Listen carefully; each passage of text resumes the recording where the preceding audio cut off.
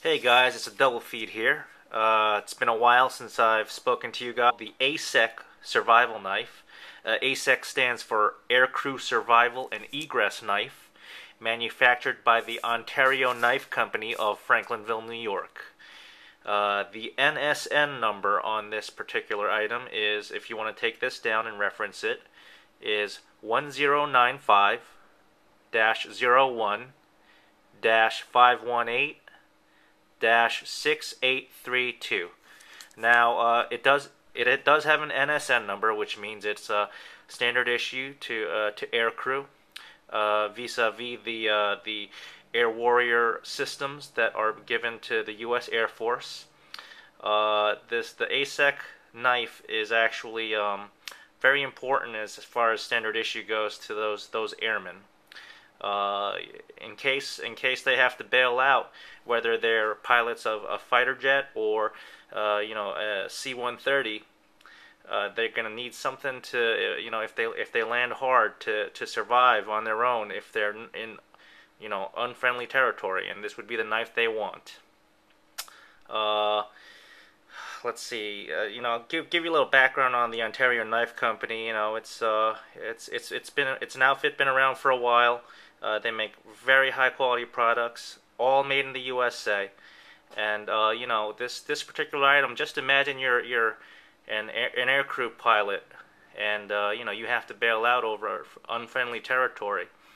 First thing you're going to do is you're going to zeroize your navigation, your telemetry, your flight plan off of your computers in the cockpit, just to make sure that the bad guys don't get it when that plane lands hard.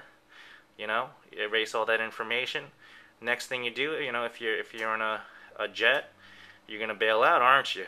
And you're going to have those reefing line cutters just boosting you out of that cockpit at God knows what kind of speeds, just violently tossing you out there, and hopefully you parachute down nice and safe. In which case, this knife will actually get. So, all right, let me give you some details on the actual knife. It's made out of 1095 carbon steel. It's got a Rockwell hardness of 50 to 54, which is very hard. Will definitely do the job. And it's got a blade geometry of a flat grind. Now, is compared to any of the other grinds on a knife. Now, if you take a look at this knife over here, you can see it's kind of got a flat edge, and the flat edge on that side. And I'll show you what a hollow grind knife is, number one, and a flat grind is number two. So you see that's a perfect little triangle right there. Perfect little acute triangle, and that's the actual blade geometry on this particular blade right here. And it's a beautiful blade, so let me tell you, pretty heavy too. I'll tell you that right off the bat. Just holding it right there, it's got some beef to it.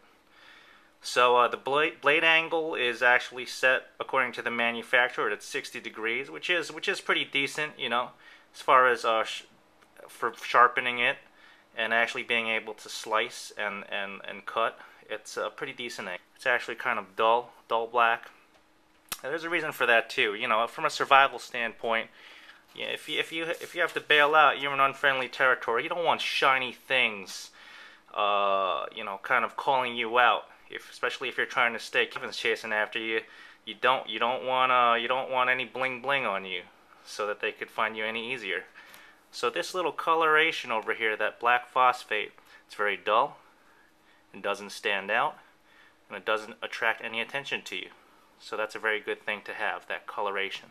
A lot of mil-spec stuff will be. Blade is it's got a serrated edge and saw teeth on the spine. If you see right there, that's the saw teeth on this side. This will definitely do a nice job on a piece of wood if need be.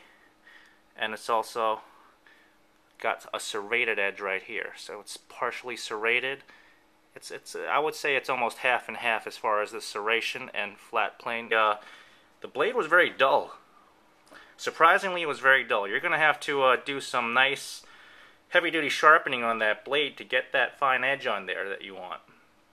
But I'm not sure why that is. But they might have their reasons. Maybe just get it out.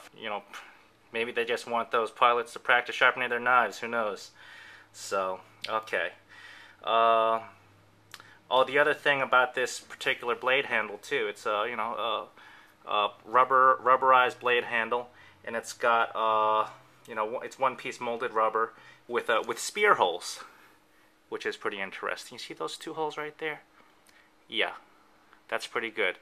If you had bailed out and you've got a parachute on you, one of the first things you do, you'll take this knife, micro line, whatever kind of cord you might happen to have on you at that moment, and just take that cord with you, because God knows, in a survival situation, if you've got to hump it 20, 30, 40 miles back to friendly territory, hopefully you know which direction that is. You might have to survive for a little while. You might have to kill something. You might have to make a spear. You might have to kill something to survive. God forbid. But hey, it's good to have just in case, eh? That's pretty wild. And this handle is very sturdy. I will say that right off the bat. Also, the butt cap on this thing is actually pretty hardcore. See that butt cap? That's, they say you could use it as a hammer, but more realistically, you would probably use it as a, if you had to get as a plexiglass breaker, or realistically speaking, a head bopper. You hit someone in the head with that, let me tell you, they are going to feel it. They might not feel anything else ever again, but they will feel that knock. That is heavy duty right there. Like getting hit in the head with a hammer, literally. So, definitely we're talking at least concussion. Also, there's a little lanyard hole right there, very tiny, but you could do something with it. Put some Spectrum microline in there or whatnot. Obviously, it also comes with a flame retardant nylon sheath. It's got a Kydex lining on the inside, which is very nice. It's also got a drop leg strap, which you could, it's got the nice buckles. Obviously, you've got some mil-spec webbing here, some nice nylon, 1,000 probably Stimson snap fasteners, snap buttons right here. Really heavy-duty stuff. I mean, they spared no expense. This is obviously, molle compatible, as per military requirement right there. Very, very nice. If you want to put this on a molle vest, you could do that. Or if you want to use it as a drop leg, as the Aircrew do, you could also do that. It also, this line cutter actually came in here, so I'll tell you more about the line. I mean, you name it. As far as for Aircrew goes, they spared no expense, and that's understandable because this thing has every bell and whistle you could possibly want. Let's see.